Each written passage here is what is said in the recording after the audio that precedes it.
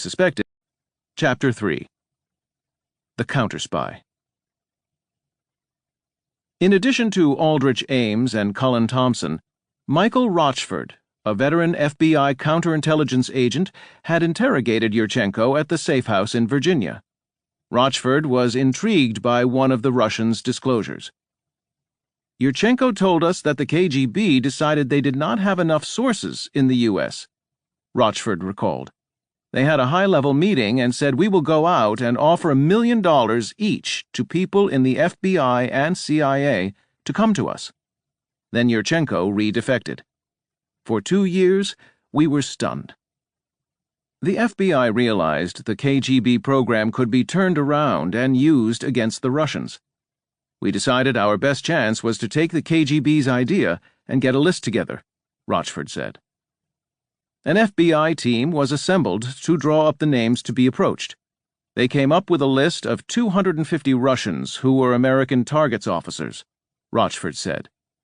These were KGB and GRU, military intelligence officers, who were active or retired, but whose careers were so illustrious that they would have worked American targets, and offer them a stack of money, so that we would be able to identify all penetrations in the U.S. intelligence community.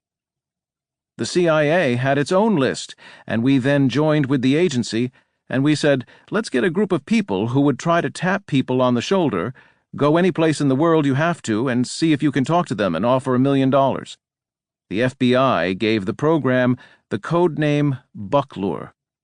Later it was called Pennywise. There were no takers.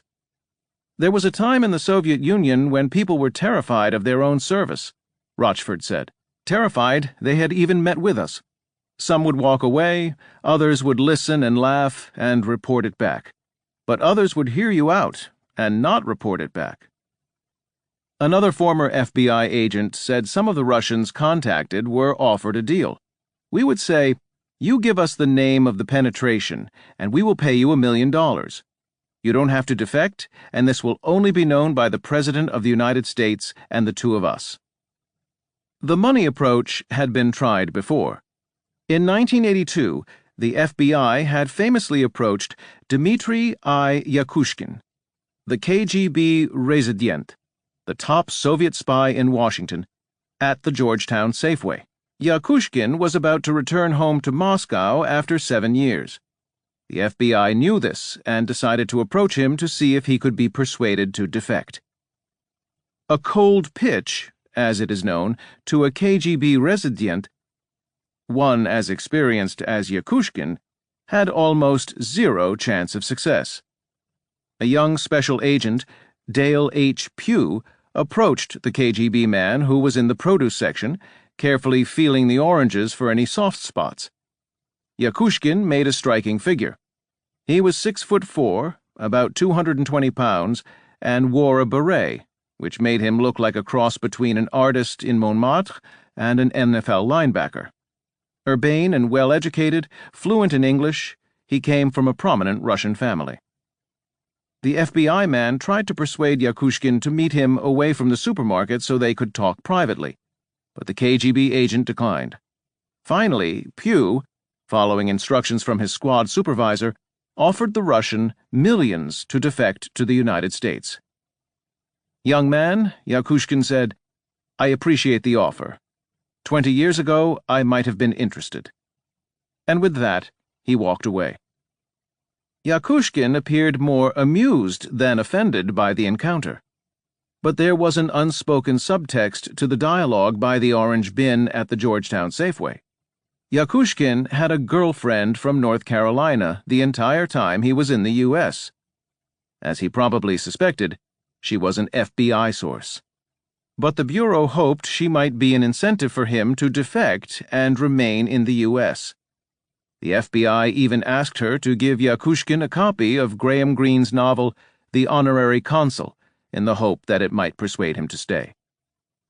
The novel, set in a provincial town in the north of Argentina, has the usual array of expatriate tormented green characters. Charlie Fortnum, the British honorary consul, is 61, a drunk, and marries a 20-year-old prostitute.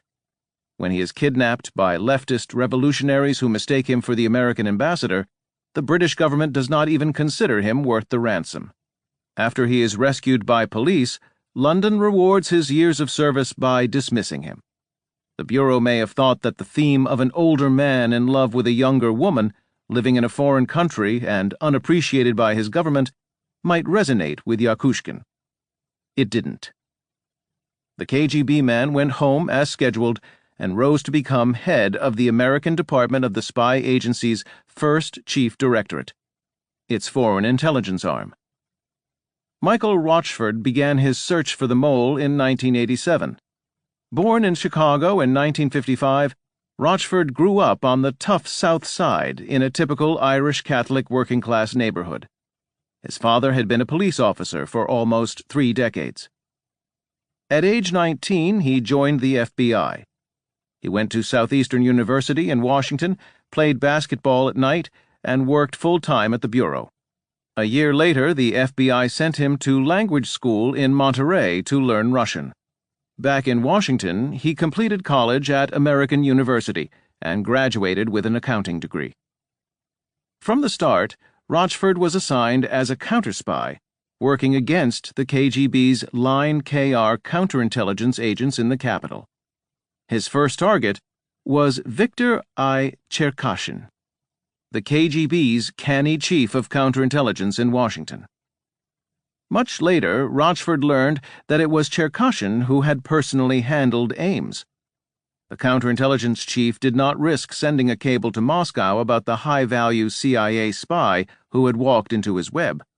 He bypassed channels and flew to Moscow to hand the incredible good news directly to Vladimir Kryuchkov, the head of the KGB's first chief directorate. But Rochford knew that Cherkashin would be a prime catch if he accepted the FBI's money. "I stalked Cherkashin around the world," Rochford said. In the beginning, he was not on the top of the list. Retired generals, chiefs of Directorate K, the counterintelligence arm at KGB headquarters, were at the top of the list. Cherkashin's daughter married the son of a retired American Army officer, and Cherkashin came to Monterey for the wedding, and I was there. Cherkashin was too wily a professional spy to end his career with $1 million bribe. He returned to the Soviet Union and rose to become head of the American Department of the Spy Agency's first chief directorate, and eventually retired to his dacha near Moscow. Rochford was pulled off the mole hunt and sent to Nashville, where he developed a taste for country music. But finding whoever was selling U.S. secrets to Moscow was never far from his thoughts. When he could, he was determined to resume the chase.